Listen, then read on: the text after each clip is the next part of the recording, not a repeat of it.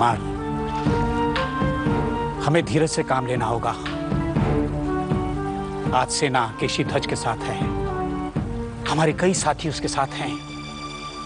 सत्य और सिंहासन के चुनाव होने पर अक्सर लोग सिंहासन का साथ देते हैं, और सिंहासन पर केशी ध्वज है। मैंने जीवन भर सत्य की साधना की है, हाँ? और आगे भी वही करूंगा, फिर चाहे उस सत्य के लिए मुझे लड़ना ही क्यों ना पड़े। अल्लाह अल्लाह। ले लो श्रीमान, ले लो, ताजी ताजी मछलियां ले लो। कथा विष्णु पुराण की। एक थे जनक धर्मध्वज, जिनके दो पुत्र अमित ध्वज और क्रतिध्वज। अमित ध्वज के पुत्र थे खांडिक्य और क्रतिध्वज के पुत्र थे केशी ध्वज। खांडिक्य आत्मविद्या का साधक और केशी ध्वज कर्म कांड का उपासक। और आज दोनों एक दूसरे के शत्रु थे। दोनों के बीच एक बड़ा साम्राज्य और उत्तराधिकार को लेकर संघर्ष। भाई ने भाई से किया घात और भाई भाई से युद्ध के लिए तैयार। क्या युद्ध होगा? खांडिक्य, मेरे पिता ने तुम्हारे पिता को उनके निर्वाह के लिए कुछ गांव दिए थे। ये उनका बड़कपन था, उससे तुम उन गांव के स्वामी नहीं हो जाते। मेरे पिता के साम्राज्य का उत्तराधिकारी सिर्फ मैं हूं। उसका निर्णय मेरी तलवार करेगी केशी ध्वज। जिसकी विजय होगी साम्राज्य भी उसी का होगा। विजय कभी किसी की दासी नहीं रही खांडिक्य। फिर भी तुम युद्ध ही चाहते हो तो मैं तैयार हूं। देख रही हो सूत्रधार, जिन्हें एक दूसरे के साथ होना चाहिए था वे एक दूसरे के विरुद्ध हैं। कभी व्यापार, कभी वाणिज्य, कभी भूमि, कभी साम्राज्य, कभी स्त्री, कभी कामना। क्या युद्ध ही सत्य है? यही तो विडंबना है नटी। मनुष्य हमेशा जो अनित्य है उसके लिए संघर्षरत है।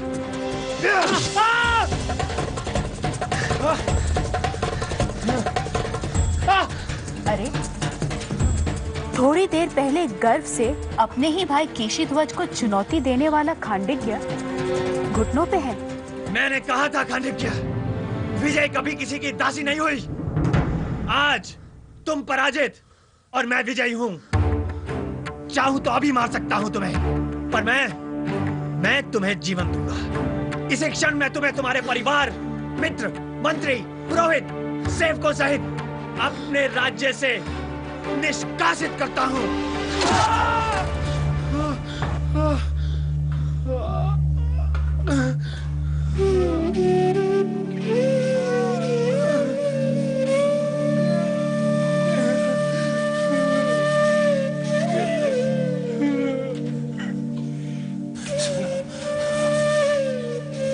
सुनो स्वर्ग के देवताओं, सुनो सुनो, स्वर्ग में निवास करते मेरे पूर्वजों, सुनो सुनो केशी ध्वज के पुण्य, और सुनो केशी ध्वज के पाप। ये खांडिक्य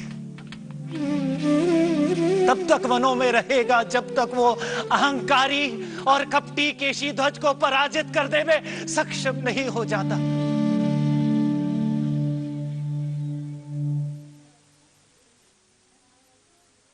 इन्हीं हाथों से मैं तुम्हारा वध करूंगा केशी ध्वज। हाँ। इन्हीं हाथों से मैं तुम्हारा अग्नि संस्कार करूंगा। मैं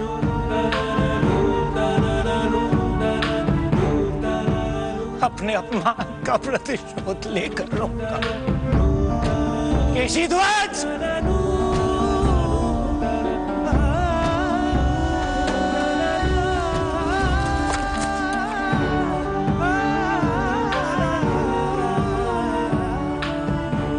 और खांडिक्य अपने मंत्री, पुरोहित, सहचरों और सेवकों के साथ वन में चले गए। दूसरी ओर विजय केशी ध्वज भी वन में गए, पर एक यज्ञ अनुष्ठान करने। और वहां एक दुर्घटना हुई। यज्ञ के अनुष्ठान के समय वन में घास चर रही केशी ध्वज के गाय को एक शेर ने मार दिया। यह तो बहुत बुरा हुआ राजन। इसीलिए आपको बुलाया है। मेरे पुरोहितों के पास इस गौ हत्या के प्रायश्चित का कोई विधान नहीं है। अब आप भी कोई रास्ता बताइए जिससे मैं इस गौ हत्या के पाप से मुक्त हो सकूं। इसका उत्तर तो मैं भी नहीं दे सकता तुम्हें राजन। शायद शुनक तुम्हारी कोई सहायता कर सके। राजन, इसका उपाय तो कोई यज्ञों का महान उपासक ही बता सकता है, जिसने मृत्यु के बंधन काटने के लिए अनेक यज्ञ किए हों, जो नित्य निरंतर यज्ञ आदि बहिरंग साधनाओं में लगा हुआ हो। कौन है ऐसा साधक? जिसे मैं जानता हूं उसका नाम खांडिक्य है। खांडिक्य आपका शत्रु है राजन। मैं जानता हूं आर्य, फिर भी मैं अपने शत्रु के पास जाऊंगा। यदि शत्रु के हाथों में मारा भी गया तो एक पवित्र कार्य के लिए मेरी मृत्यु होगी, और यदि उसने मुझे पाप से मुक्ति का मार्ग बताया तो मेरा प्रायश्चित पूरा होगा। मृत्यु के भय से मैं अपने शत्रु के पास जाने से पीछे नहीं हटूंगा। और फिर विद्यार्थी के रूप में केशीध्वज अपने भाई, अपने शत्रु को ढूंढते हुए वन में पहुंचे। तो यहां भी मेरे विनाश के लिए आधम का नीच।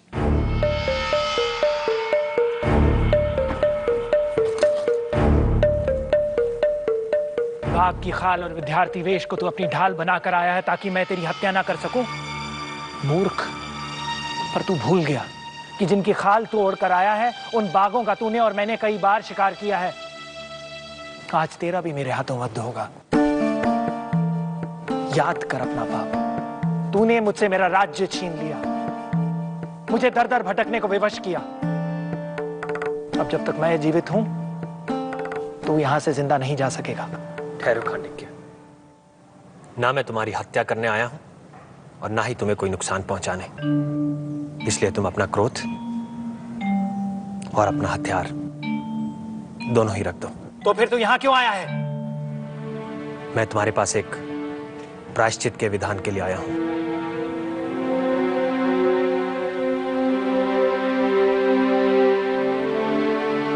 तो कुछ पल मेरी यहां प्रतीक्षा कर। शायद तेरी मृत्यु से पहले मैं तुझे तेरी मुक्ति का विधान बता दूं।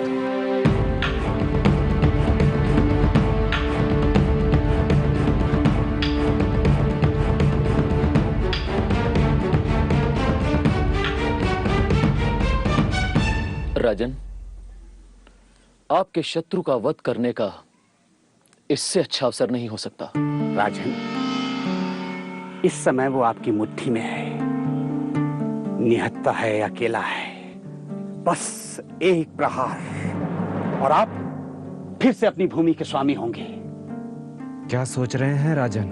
उठिए और अपना प्रतिशोध लीजिए। मैं सोच रहा हूं कि इस समय केशीध्वज का वध कर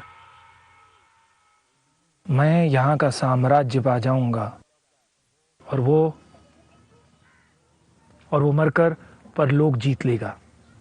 ये धरती मेरी होगी पर स्वर्ग उसका होगा, और यदि मैं उसे नहीं मारता तो ये धरती मेरी नहीं होगी पर परलोक निश्चित ही मेरा होगा।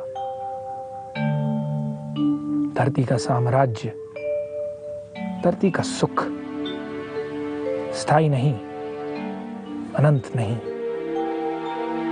पर परलोक का साम्राज्य स्थायी और अनंत है। इसीलिए मैं उसे नहीं मारूंगा। वो जो भी जानना चाहते हैं उसे बताऊंगा।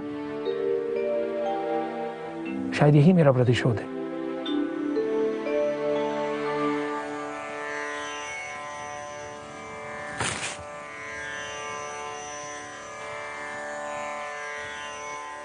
केशीध्वज, तुम निर्भय हो और जो चाहो मुझसे पूछो। और यज्ञ विद्या में पारंगत खांडिक्य ने केशीध्वज को गौ हत्या के प्रायश्चित का विधान बताया। केशीध्वज ने नियम पूर्वक हर विधि विधान को पूरा किया, पर कुछ ऐसा था जो केशीध्वज को खटक रहा था। क्या बात है राजन, प्रायश्चित का विधान तो पूरा हो चुका है, फिर भी आप प्रसन्न नहीं दिखाई दे रहे। मैंने प्रायश्चित के लिए यज्ञ में आमंत्रित हर पुरोहित को सम्मान दिया। जिसने जो भी इच्छा व्यक्त की उसे पूरी की। हर प्रार्थना, कामना, अभिलाषा को भी पूरा किया। फिर भी मेरा मन शांत क्यों नहीं है?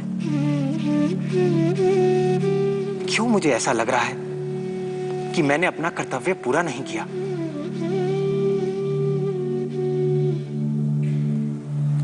हाँ, अब याद आया।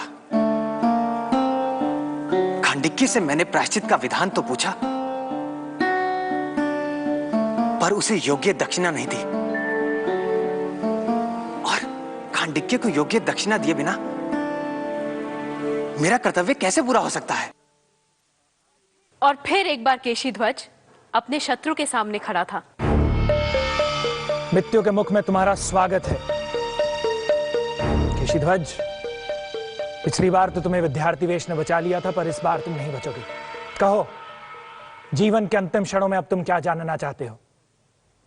खांडिक्य, तुम्हारी शिक्षा के कारण मेरा यज्ञ पूरा हुआ, इसलिए एक शिक्षक को देने योग्य दक्षिणा मैं तुम्हें देने आया हूं। इसलिए जो भी तुम्हारे मन में इच्छा हो मांगो, उसे पूरा करने का मैं संकल्प लेता हूं। अगर तुम्हारी यही इच्छा है तो कुछ पल मेरी यहां प्रतीक्षा करो।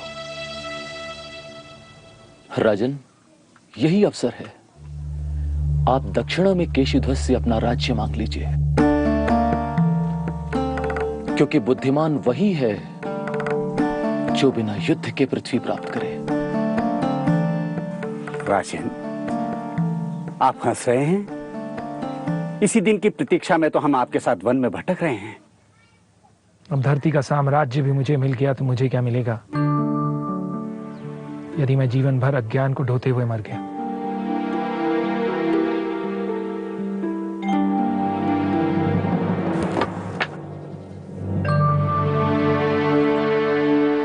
केशीध्वज, क्या मुझे गुरु दक्षिणा देने का तुम्हारा संकल्प अभी भी दृढ़ है? हाँ खांडिक्य। तो फिर तुम मुझे आत्मविद्या की दक्षिणा दो, जिसे पाकर मनुष्य संसार के बंधनों और पीड़ाओं से मुक्त हो जाता है। खांडिक्य, तुमने क्षत्रियों के पाने योग्य अपना राज्य क्यों नहीं मांगा? केशीध्वज, साम्राज्य भी अज्ञान से उपजी महत्वाकांक्षा है, तो फिर उसे मैं क्यों मांगू? जो स्वार्थी है, अज्ञानी है, वही साम्राज्य की कामना कर सकता है। मैं तो तुमसे वो जानना चाहूंगा जो तुमने वर्षों के तप से अर्जित किया है। और फिर केशीध्वज ने खांडिक्य को अंतरंग साधना का मार्ग बताना शुरू किया। खांडिक्य, ये मन ही मनुष्य के बंधन और मोक्ष का कारण है। मन का इंद्रियों के सुख में रमना बंधन का कारण है, और जैसे ही मन इंद्रियों के विषय से दूर होता है, वो मोक्ष का कारण हो जाता है। इसलिए साधक को अपने मन को इंद्रियों के विषय से दूर रखना चाहिए। जो व्यक्ति बहिरंग साधना से युक्त है, वो अंतरंग साधना में भी शीघ्र ही प्रगति करता है। जब तब यज्ञ, व्रत आदि से उसका मन शुद्ध और एकाग्र हो चुका होता है। ऐसे साधक श्रवण, मनन और निधिध्यासन द्वारा आत्मज्ञान प्राप्त करते हैं। श्रवण, मनन और निधिध्यासन अंतरंग साधना के चरण हैं। श्रवण का अर्थ सिर्फ सुनना नहीं है। श्रवण का अर्थ है सावधानी व श्रद्धा पूर्वक गुरु से वेदांत की शिक्षा को सुनकर उसके आशय का निर्णय करना, जो सावधानी व ध्यान देने से ही संभव होता है। इसलिए साधक को वेदांत की शिक्षा अपने आचार्य से सावधानी व ध्यान से सुननी चाहिए। इसके बाद दूसरा चरण मनन का है। मनन यानी गुरु द्वारा दी गई शिक्षा का तर्क से विश्लेषण और उसकी जांच पड़ताल। नित्य निरंतर मनन के द्वारा साधक गुरु से अर्जित शिक्षा को अपने निजी अनुभव में बदल देता है। खांडिक्य, हम मान लेते हैं जीव ब्रह्म एक है, फिर भी अनात्मा के प्रति वासना कारण शरीर के स्तर पर बची रह जाती है, और इस अनात्मा वासना से मुक्ति पाने के लिए आत्मा वासना यानी मैं ब्रह्म हूं के विचार का नित्य निरंतर ध्यान करते रहना चाहिए, जिससे मन मैं ब्रह्म हूं के विचार पर और एकाग्र हो जाता है और भेद देखने वाले दूसरे विचार खत्म होते जाते हैं। इस अनात्मा वासना से मुक्ति पाने के लिए निधिध्यासन की आवश्यकता होती है, और मैं ब्रह्म हूं इस भाव को दृढ़ बनाना ही निधिध्यासन या ध्यान कहलाता है। और मैं ब्रह्म हूं के विचार का नित्य निरंतर ध्यान करने से एक ऐसी अवस्था भी आती है जब मैं ब्रह्म हूं का विचार भी खत्म हो जाता है। साधक ब्रह्म से एक हो जाता है, जीव ब्रह्म से एक हो जाता है। यह अवस्था शुद्ध चैतन्य यानी सर्वोच्च सत्य की अवस्था है। जीते जी व्यक्ति मुक्त हो जाता है, वो जीवन मुक्त कहलाता है। केशीध्वज, मेरे साथ आध्यात्म ज्ञान और आत्मा के अनुभव के लिए, अंतरंग साधना का रहस्य बांटने के लिए मैं सदैव तुम्हारा ऋणी रहूंगा। खांडिक्य, तुम भाग्यशाली हो। अगर तुम चाहते तो मुझसे मेरा राज्य या मेरा जीवन मांग सकते थे, पर तुमने ऐसा नहीं किया। तुम बुद्धिमान हो, इसलिए तुमने मुझसे सर्वोच्च सत्य का ज्ञान मांगा, जो मैं केवल बौद्धिक स्तर पर जानता हूं, पर तुम उसका सीधा अनुभव करने की कोशिश कर रहे हो। भाग्यशाली हो तुम। तो बात समझ में आई नटी? जो अंतरंग साधना का रहस्य जान लेता है, वह जो शुभ है, अनंत है, उससे ऐसे एक हो जाता है और वह स्वयं शुभ और अनंत हो जाता है। ठीक ही कहते हैं कि ब्रह्मवेत्ता ब्रह्म ही होता है। श्रुतेः शतगुणं विद्या मननं मननादपि निदिध्यासं लक्षगुणम् अनन्तं निर्विकल्पकम्।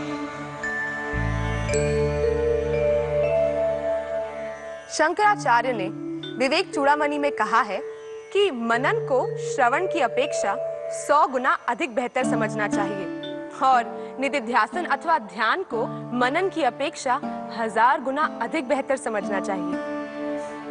लेकिन समाधि की पवित्रता तो अनंत है।